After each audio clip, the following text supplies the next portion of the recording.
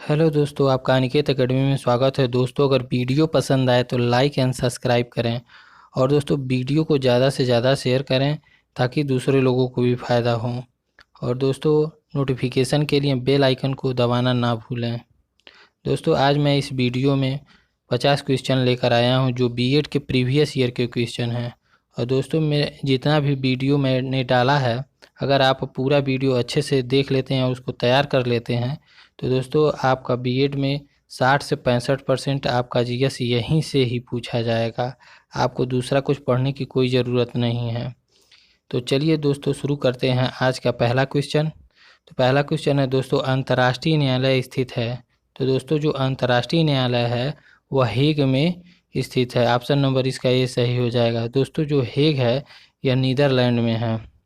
Geneva में दोस्तों कई सारे अंतर्राष्ट्रीय संस्थाओं का मुख्यालय है। उनमें से मैं कुछ आप लोगों को बता देता हूं। जैसे आईएलओ का है, यानी अंतर्राष्ट्रीय श्रम संगठन का है। इसमें कुल 185 देश हैं। और दूसरा दोस्तों है विश्व स्वास्थ्य संगठन WHO। और तीसरा जो है संयुक्त राष्ट्र मानवाधिकार परिषद भी है, जेनेवा में इसका मुख्यालय। और विश्व व्यापार संगठन का भी मुख्यालय कहाँ है? जेनेवा में ही है। तो ये आप लोग इतना जानते रहिएगा।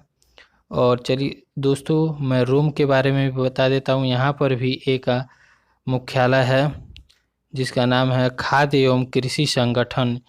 जो रोम है यह इटली में स्थित है। और वियना के बारे में थोड़ा बता देता हूँ। वियना में जो है ओपेक का मुख्यालय है।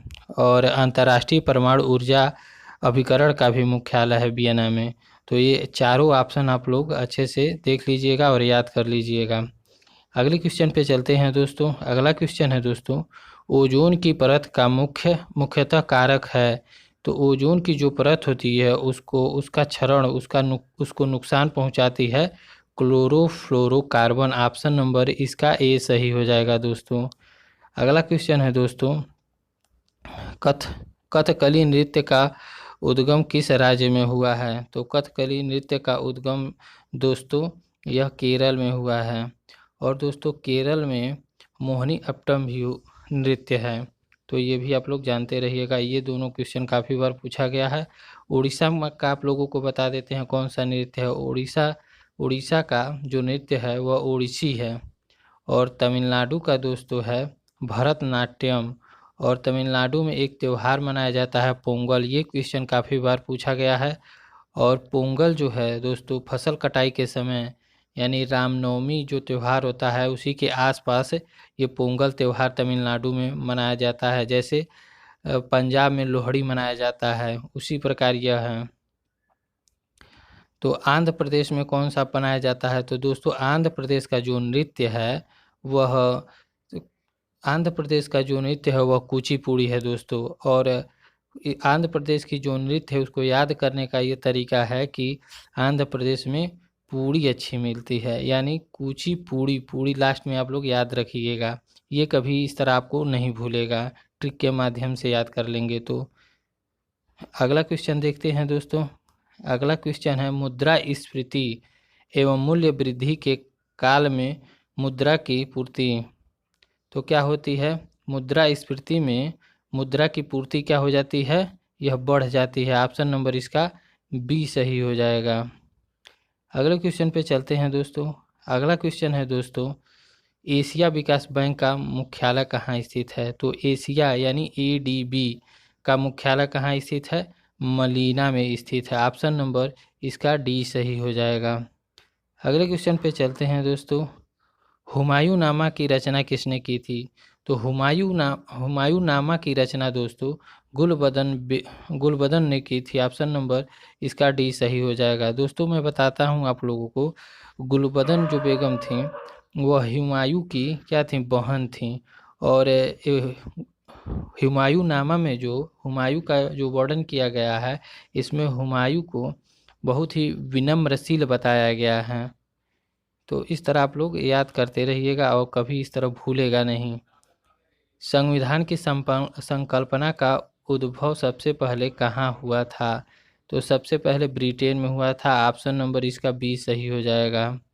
अगला क्वेश्चन देखते हैं दोस्तों, हीराकुंड बांध किस नदी पर है? तो जो हीराकुंड कुंड बांध है वह महानदी पर स्थित है। ऑप्शन नंबर इसका बी सही हो जाएगा दोस्तों। और दोस्तों ब्रह्मपुत्र नदी है, यह ब्रह्मपुत्र नदी में ही माजुली द्वीप है, विश्व का सबसे बड़ा नदी द्वीप है। ये भी क्वेश्चन काफ़ी बार पूछा जाता है दोस्तों। और ब्रह्मपुत्र नदी पे अभी हाल ही में बोगीबिल पुल का निर्माण किया गया है। ये भी क्वेश्चन पूछा जा सकता है कि बोगीबिल पुल कहाँ पे स्थित है, किस नदी पर स्थित है। तो ये आप लोग जानते रहिएगा। और दोस्तों गंगा नदी पे जो है एक फरक्का बांध बनाया गया है पश्चिम बंगाल में। यह बांग्लादेश और इंडिया के समझौते के तहत ये बांध बना है, फरक्का बांध है। और दोस्तों कावेरी नदी के बारे में थोड़ा आप लोगों को बताते हैं। कावेरी नदी जो है इसका जो उद्गम स्थान है यह ब्रह्मगिरी पहाड़ी से निकल इसका उद्गम स्थान है कावेरी का। तो इतना आप लोग चारों ऑप्शन के बारे में जानते रहिएगा। चलिए दोस्तों अगला क्वेश्चन है, वित्त आयोग के अध्यक्ष की नियुक्ति कौन करता है? तो दोस्तों वित्त आयोग के अध्यक्ष की नियुक्ति राष्ट्रपति करता है, अनुच्छेद 280 के तहत करता है। और दोस्तों राज्य वित्त आयोग का गठन जो करता है वह राज्यपाल करता है। तो ये भी क्वेश्चन आप लोग जानते रहिएगा। अगला क्वेश्चन है दोस्तों, कालीबंगन किस राज्य में विद्यमान है? तो दोस्तों जो कालीबंगन है यह राजस्थान में स्थित है। कहाँ? गंगानगर घग्गर नदी के किनारे। तो ऑप्शन नंबर इसका सी सही हो जाएगा दोस्तों। तो ये आप लोग भी जानते रहिएगा। और कालीबंगन की खोज किसने की थी? तो कालीबंगन की खोज अमलानंद घोष ने की थी। कब की थी? सन भी कभी कभी पूछता है, तो 1953 ईस्वी में की थी। तो चलिए दोस्तों आप लोगों को कालीबंगा के बारे में इतना जानकारी रखिएगा, क्योंकि यहाँ से क्वेश्चन काफ़ी बार पूछे जाते हैं। अगला क्वेश्चन है दोस्तों, चीनी का प्रमुख उत्पादक कौन है? तो दोस्तों चीनी का जो प्रमुख उत्पादक है, देखिए पहले क्यूबा हुआ करता था, लेकिन फिलहाल इस समय में ये जो चारों ऑप्शन है ऑस्ट्रेलिया, भारत, मॉरिशस, क्यूबा, इनमें से कोई प्रथम स्थान पे नहीं है। पहले स्थान पे जो है वह ब्राज़ील है। कौन सा है? ब्राज़ील। और दोस्तों और दूसरे स्थान पे कौन है? तो दूसरे स्थान पे जो है दोस्तों वह अपना भारत है। और भारत जो है यह बहुत जल्दी ब्राज़ील को पछाड़ के पहले स्थान पे आने वाला है। तो ये आप लोग जानते रहिएगा। अगले क्वेश्चन पे चलते हैं दोस्तों, कौन सा ग्रह हरे प्रकाश को उत्सर्जित करता है? तो हरे प्रकाश को उत्सर्जित करने वाला जो ग्रह है वह वरुण है। ऑप्शन नंबर इसका डी सही हो जाएगा। और जो वरुण है दोस्तों इसका एक उपग्रह ट्रिटान है। और वरुण के वायुमंडल में दोस्तों मीथेन गैस पाया जाता है। तो ये क्वेश्चन भी पूछ लेता है उपग्रह से इससे संबंधित और इसके वायुमंडल से संबंधित। और शुक्र के बारे में आप लोगों को थोड़ा बता देता हूँ। शुक्र ग्रह जो है दोस्तों ये सबसे चमकीला ग्रह है। और शुक्र को पृथ्वी की भगिनी कहा जाता है, यानी बहन कहा जाता है। तो ये भी आप लोग जानते रहिएगा। यूरेनस के बारे में आप लोगों को थोड़ा बता देता हूँ। यूरेनस का जो हिंदू होता है वह अरुण होता है। अरुण ऐसा ग्रह है दोस्तों जो सूर्य की परिक्रमा पूरब से पश्चिम की तरफ करता है। और बृहस्पति जो ग्रह है दोस्तों यह सबसे बड़ा ग्रह है और इसका एक उपग्रह है गैनीमीड, जो सबसे बड़ा उपग्रह भी है। तो ये आप लोग जानते रहिएगा। और गैनीमीड जो है यह पीले रंग का है। तो ये चारों ऑप्शन आप लोगों का इस तरह से क्लियर होता चला जा रहा है। अगले क्वेश्चन पे चलते हैं दोस्तों, सर्वोच्च न्यायालय के न्यायाधीश किस आयु में सेवानिवृत्त होते हैं? तो सर्वोच्च न्यायालय के जो न्यायाधीश होते हैं वह दोस्तों 62 वर्ष की अवस्था में सेवानिवृत्त होते हैं। ऑप्शन नंबर इसका बी सही हो जाएगा। दोस्तों आपको बता देना चाहता हूँ 114वां संविधान संशोधन द्वारा इनका उम्र अब बढ़ा दिया जाएगा, 65 वर्ष कर दिया जाएगा। और दोस्तों आप लोगों को जो हाई कोर्ट के न्यायाधीश होते हैं उनका सेवानिवृत्ति आयु जो होता है वो 65 वर्ष होता है। ये भी आप लोग जानते रहिएगा। तो चलिए दोस्तों अगले क्वेश्चन पे चलते हैं। अगला क्वेश्चन है दोस्तों, निम्न में से कौन सा अंतिम मुगल सम्राट थे? तो अंतिम जो मुगल सम्राट थे वो बहादुर शाह द्वितीय थे। ऑप्शन नंबर इसका सी सही हो जाएगा। अगले क्वेश्चन पे चलते हैं दोस्तों, प्रकृति बांध को उच्च घाटी में पाए जाते हैं उसे क्या कहते हैं? उसे जो कहते हैं प्रकृति बांध, उसे तटबांध कहते हैं। ऑप्शन नंबर इसका बी सही हो जाएगा। अगले क्वेश्चन पे चलते हैं दोस्तों। 1909 ईस्वी में 1909 ईस्वी का मार्लो मिंटो सुधार किस कारण से विख्यात है? तो पृथक निर्वाचन मंडल के लिए विख्यात है। ऑप्शन नंबर इसका ए सही हो जाएगा। इसमें दोस्तों मुस्लिमों के लिए अलग निर्वाचन मंडल बनाया गया था। तो ये आप लोग जानते रहिएगा। अगले क्वेश्चन पे चलते हैं दोस्तों। दो सागरों को अथवा जलाशयों को जोड़ने वाली संकरी जल पट्टी को क्या कहते हैं? तो दो सागरों को अथवा जलाशयों को जोड़ने वाली पट्टी को जलद मरुमध्य कहते हैं। ऑप्शन नंबर इसका बी सही हो जाएगा दोस्तों। जलद मरुमध्य यानी जल संधि को कहते हैं। अगले क्वेश्चन पे चलते हैं दोस्तों। निम्न नदियों में कौन सी रिफ्ट घाटी में स्थित है? रिफ्ट घाटी मतलब भ्रंश घाटी में कौन सी नदी बहती है?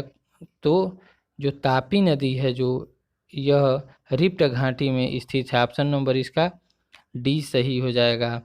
भ्रंश घाटी में जो दोस्तों 3 नदियां भारत में बहती हैं, कौन कौन? तापी नदी, नर्मदा नदी और दामोदर नदी। तो ये तीनों दोस्तों क्वेश्चन पूछा जाता है कि रिफ्ट घाटी में कौन सी नदी बहती है। दोस्तों अभी हाल ही में पीसीएस में पूछा गया था दामोदर नदी भ्रंश घाटी में बहती है, इस तरह का क्वेश्चन था। और दोस्तों आप लोगों को थोड़ा बहुत चंबल के बारे में बता देता हूँ। तो चंबल नदी जो है यह अवनालिका आवर्तन का उदाहरण है और चंबल नदी जो है यह बीहड़ों का निर्माण करती है। तो ये भी पूछा जाता है कौन सा नदी बीहड़ों का निर्माण करती है, क्या अवनालिका अपर्दन का उदाहरण है? तो 4 ऑप्शन दे देगा, उसमें एक चंबल दे देगा, तो आप चंबल लगा दीजिएगा। और लूनी नदी से भी काफ़ी बार पूछा जाता है। लूनी नदी जो है यह कच्छ के रण में क्या हो जाती है? लुप्त हो जाती है। यही क्वेश्चन पूछा जाता है इससे। और सोन नदी का उद्गम स्थान पूछा जाता है क्वेश्चन। तो सोन नदी का जो उद्गम स्थान है दोस्तों वह अमरकंटक है। तो ये आप लोग जानते रहिएगा। अगले क्वेश्चन पे चलते हैं दोस्तों। सौर मंडल का सबसे चमकीला ग्रह कौन है? तो सौर मंडल का सबसे चमकीला ग्रह अभी मैंने आपको बताया था, शुक्र है। तो ये आप लोग जानते रहिएगा। अगले क्वेश्चन पे चलते हैं दोस्तों। राज्यसभा में मनोनीत सदस्यों की अधिकतम संख्या होती है। तो राज्यसभा में जो मनोनीत सदस्य होते हैं दोस्तों वह 12 होते हैं। ऑप्शन नंबर इसका ए सही हो जाएगा। राज्यसभा में दोस्तों सहकारिता के क्षेत्र से नहीं लोग जाते हैं और लोकसभा में दोस्तों आपका मनोनीत सदस्यों की संख्या 2 होती है। तो ये भी आप लोग जानते रहिएगा। अगले क्वेश्चन पे चलते हैं दोस्तों। कांग्रेस ने भारत छोड़ो आंदोलन का प्रस्ताव किस वर्ष पारित किया गया? तो यह 1942 ईस्वी में भारत छोड़ो आंदोलन प्रस्ताव पारित किया गया था। ऑप्शन नंबर इसका डी सही हो जाएगा दोस्तों। अगले क्वेश्चन पे चलते हैं दोस्तों। मुगल चित्रकारी ने किसके शासनकाल में पराकाष्ठा प्राप्त की थी? तो मुगल चित्रकारी जो है वह जहांगीर के समय पराकाष्ठा प्राप्त की थी। ऑप्शन नंबर इसका सी सही हो जाएगा। तो दोस्तों जो चित्रकारी है वह जहांगीर के काल को स्वर्णयुग का काल कहा जाता है और स्थापत्य कला का स्वर्णयुग किसे कहा जाता है? तो जहांगीर के काल शाहजहां के काल को स्थापत्य का स्वर्णयुग कहा जाता है दोस्तों। और औरंगजेब को दोस्तों जिंदा पीर कहा जाता है। तो ये भी क्वेश्चन पूछा जाता है, जिंदा पीर किसे कहा जाता है और स्थापत्य कला का स्वर्ण युग किसे कहा जाता है? तो ये आप लोग भी जानते रहिएगा। अगले क्वेश्चन पे चलते हैं दोस्तों। भारत का सबसे बड़ा ज्वार नदमुख किस नदी के मुहाने पर स्थित है? तो यह गोदावरी नदी के मुहाने पर स्थित है। ऑप्शन नंबर इसका सी सही हो जाएगा दोस्तों। जो ज्वारनद मुख क्या होता है? ज्वारनद जो मुख होता है दोस्तों यह तटीय क्षेत्रों में पाया जाता है। इसमें छोटे बड़े कई नदियों का जल मिला होता है। जो इसका आधा भाग होता है वह बंद रहता है और थोड़ा बहुत कुछ भाग खुला होता है। तो ये आप लोग जानते रहिएगा दोस्तों। और दोस्तों आप लोगों को हुगली के बारे में थोड़ा आप लोगों को बता देते हैं। जो हुगली नदी है यह गंगा की सहायक नदी है और हुगली नदी के किनारे कौन बसा है? कोलकाता बसा है, जिसे पूर्व का लंदन कहते हैं। और हुगली नदी को दोस्तों विश्वासघाती नदी कहा जाता है। तो ये आप लोग जानते रहिएगा। कृष्णा नदी का जो उद्गम स्थान है दोस्तों, यह महाबलेश्वर है, जो महाराष्ट्र में लगभग पड़ता है। और भागीरथी जो नदी है, इसी पर, यह भी एक गंगा की सहायक नदी है, इसी पर टिहरी बांध बनाया गया है। तो टिहरी बांध से भी ऑप्शन पूछता रहता है। तो चलिए दोस्तों अगले क्वेश्चन पे चलते हैं। कौन सी नहर अटलांटिक महासागर को प्रशांत महासागर से जोड़ती है? तो जो दोस्तों पनामा नहर है वह अटलांटिक महासागर को प्रशांत महासागर से जोड़ती है। ऑप्शन नंबर इसका बी वाला सही हो जाएगा दोस्तों। तो दोस्तों ये जो पनामा नहर है, यह उत्तरी अमेरिका और दक्षिणी अमेरिका में बीचों बीच में होता है, पाया जाता है। और यह दोस्तों कभी कभी अटलांटिक महासागर के जगह कैरेबियन सागर देता है, और प्रशांत महासागर के जगह देता है दोस्तों गल्फ ऑफ प्रशांत दे देता है। तो ये भी आप लोग जानते रहिएगा दोस्तों, क्योंकि यहाँ से भी क्वेश्चन काफ़ी बनता रहता है पनामा नहर से। अगला है क्वेश्चन दोस्तों, किस नदी को चीन का सूख कहा जाता है? तो हुआंगहू नदी को दोस्तों चीन का सूख कहा जाता है। ऑप्शन नंबर इसका बी सही हो जाएगा। अगले क्वेश्चन पे चलते हैं दोस्तों, कपास की पैदावार किस मिट्टी में अच्छी होती है? तो जो कपास की पैदावार होती है वह काली मिट्टी में अच्छी होती है। ऑप्शन नंबर इसका ए वाला सही हो जाएगा। जो काली मिट्टी होती है दोस्तों, यह ज्वालामुखी के लावा से निर्मित होती है, और इसमें दोस्तों चूना, पोटेशियम, मैग्नीशियम, एल्यूमिनियम पाया जाता है। काली मिट्टी को दोस्तों रेगुर मिट्टी भी कहा जाता है। तो ये ऐसे प्रश्न पूछता है दोस्तों कि किस मिट्टी को रेगुर मिट्टी कहा जाता है। तो 4 ऑप्शन दे देगा काली मिट्टी, तो आप लोग काली मिट्टी पे लगा दीजिएगा आप। तो इस तरह दोस्तों आप लोग काली मिट्टी के बारे में थोड़ा अधिक जानकारी आप लोगों को प्राप्त हो गई। और तब अब अगले क्वेश्चन पे चलते हैं दोस्तों, मालवा के पठार के उत्तर पश्चिम में स्थित पर्वत श्रृंखलाओं को कहा जाता है? तो विंध्य का पर्वत श्रृंखला कहा जाता है। ऑप्शन नंबर इसका बी वाला सही हो जाएगा। जो अरावली पर्वत है दोस्तों, यह राजस्थान में स्थित है, यह अवशिष्ट पर्वत का उदाहरण है। और अरावली पर्वत पे माउंट आबू जो शिखर पाया जाता है, इसमें जैन का एक मंदिर है। तो ये आप लोग जानते रहिएगा, क्योंकि यहाँ से भी क्वेश्चन पूछता रहता है कि अवशिष्ट पर्वत का उदाहरण बताइए। 4 ऑप्शन दे देगा, उसमें एक अरावली पर्वत दे देगा। और दोस्तों आप लोग सतपुड़ा के बारे में बता देते हैं दोस्तों। तो भारत का एकमात्र जो ब्लैक पर्वत है वह सतपुड़ा है।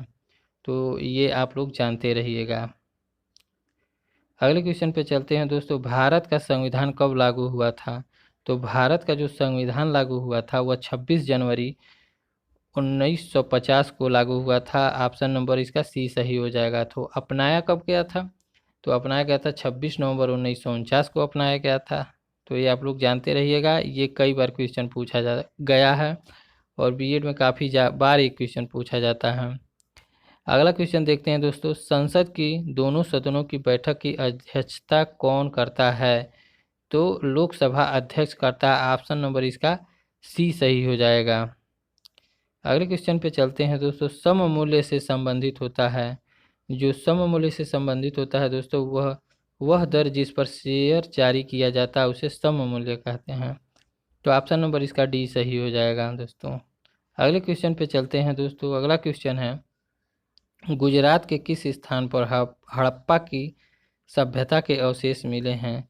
तो हड़प्पा की सभ्यता जो मिला है वह लोथल से मिला है। लोथल गुजरात में स्थित है, भोगवा नदी के किनारे। और लोथल की खोज एस.आर. राव ने किया था 1957 ईस्वी में। तो ये भी आप लोग जानते रहिएगा। चलिए दोस्तों अगले क्वेश्चन पे चलते हैं। अगला क्वेश्चन है दोस्तों, अजंता एवं एलोरा की गुफाएं किस राज्य में स्थित हैं? तो अजंता एवं एलोरा की जो गुफाएं हैं वह महाराष्ट्र राज्य में स्थित हैं। ऑप्शन नंबर इसका डी वाला सही हो जाएगा। अगले क्वेश्चन पे चलते हैं दोस्तों, मुस्लिम लीग का प्रथम सम्मेलन कहाँ हुआ था? तो दोस्तों मुस्लिम लीग की स्थापना जो हुई थी वह 1909 ईस्वी में ढाका में हुई थी, और इसके संस्थापक थे समीमुल्लाह, और इसके संस्थापक जो अध्यक्ष थे वह हुसैन थे, उस्ताद हुसैन थे। और दोस्तों 1907 ईस्वी में मुस्लिम लीग का संविधान बना था, और 1908 ईस्वी में इसका प्रथम सम्मेलन अमृतसर में हुआ था, जिसके अध्यक्ष आगा खां तृतीय थे। तो इस वजह से ऑप्शन नंबर इसका ए वाला सही हो जाएगा दोस्तों। अगले क्वेश्चन पे चलते हैं दोस्तों। किस सम्राट ने श्रीनगर में स्थित शालिगार गार लगवाना लिखा है, लगवाया होगा। तो दोस्तों यह हो जाएगा आपका शाहजहां ने लगवाया था शालिगार। ऑप्शन नंबर इसका सी वाला सही हो जाएगा। अगले क्वेश्चन पे चलते हैं दोस्तों। औरंगजेब ने किस सिख गुरु की हत्या करवाई थी? तो औरंगजेब ने गुरु तेग बहादुर की हत्या करवाई थी। ऑप्शन नंबर इसका बी वाला सही हो जाएगा, क्योंकि गुरु तेग बहादुर जो थे यह मुस्लिम धर्म स्वीकार नहीं किए थे, इसलिए इनकी हत्या दिल्ली के चांदनी चौक में इनकी हत्या करवा दिया था औरंगजेब। अगले क्वेश्चन पे चलते हैं दोस्तों। भारत के किस राज्य में शहरी जनसंख्या का प्रतिशत सबसे अधिक है?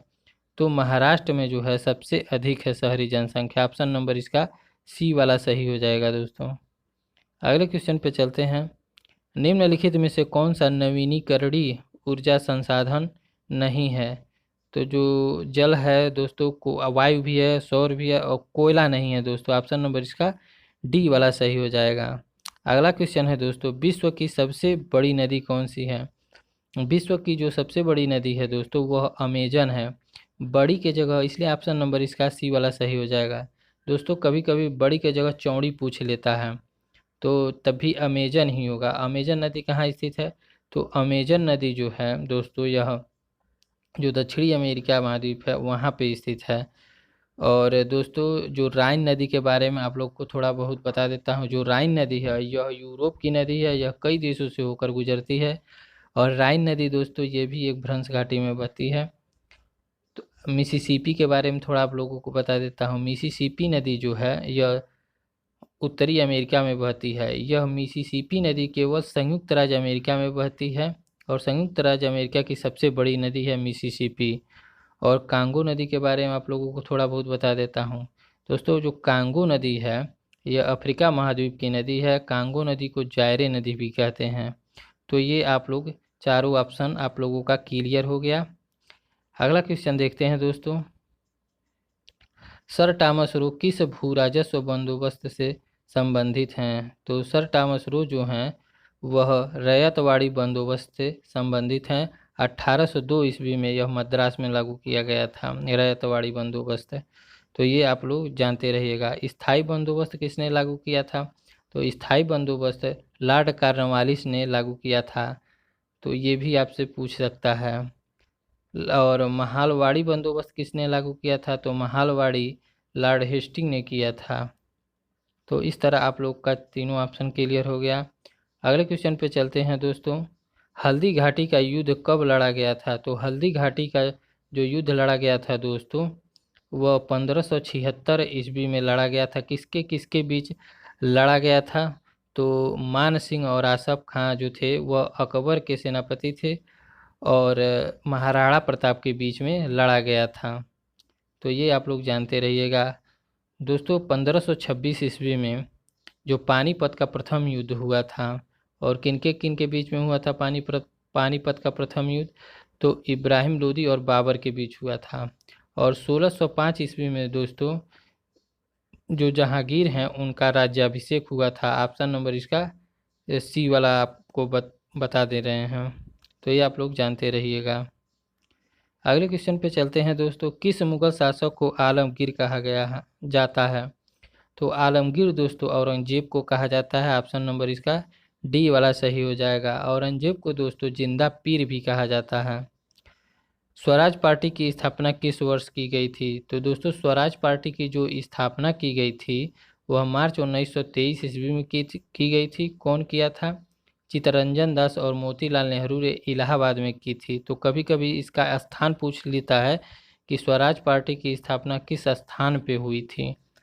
तो आप लोग ऑप्शन इलाहाबाद रहेगा तो इलाहाबाद लगा दीजिएगा। और दोस्तों इसका डी ऑप्शन सही हो जाएगा 1923 ईस्वी में। तो ये आप लोग अच्छे से ध्यान दीजिएगा और याद कर लीजिएगा। अगला क्वेश्चन है दोस्तों। साइमन कमीशन का भारत आगमन किस वर्ष हुआ था? तो दोस्तों साइमन कमीशन का जो भारत आगमन हुआ था वह 1928 ईस्वी में हुआ था। ऑप्शन नंबर इसका बी सही हो जाएगा। दोस्तों जो साइमन कमीशन है यह भारत 2 बार आया था। ये क्वेश्चन पूछा गया है कि साइमन कमीशन भारत कितनी बार आया था, तो 2 बार आया था। जो साइमन कमीशन था इसमें साइमन कमीशन में केवल अंग्रेज ही थे, इसलिए साइमन कमीशन का बहिष्कार किया गया था। और इसका सबसे ज़्यादा बहिष्कार लाला लाजपत राय ने किया था। तो आप लोग इतना जानते रहिएगा साइमन कमीशन से। चौरी चौरा नामक प्रसिद्ध स्थल कहाँ है? तो दोस्तों जो चौरी चौरा है यह गोरखपुर में स्थित है। ऑप्शन नंबर इसका ये सही हो जाएगा। और कभी कभी दोस्तों ये क्वेश्चन पूछा गया है कई सारे एग्जामों में कि चौरी चौरा जो कांड हुआ था कब हुआ था, तो डेट सहित पूछता है इसका। तो इसका डेट हो जाएगा 5 फरवरी 1922 ईस्वी को हुआ था। इसमें 21 पुलिसकर्मियों को जेल में बंद करके जिंदा जला दिया गया था। तो ये आप लोग ध्यान दीजिएगा और याद भी कर लीजिएगा। अगला क्वेश्चन है दोस्तों, भारत छोड़ो आंदोलन कब प्रारंभ हुआ था? तो दोस्तों भारत छोड़ो आंदोलन जो प्रारंभ हुआ था वह 8 अगस्त 1942 ईस्वी को हुआ था। तो दोस्तों इसमें कहीं ऑप्शन नहीं दिया गया है 8 अगस्त 1942, बल्कि 9 अगस्त 1942 दिया गया है।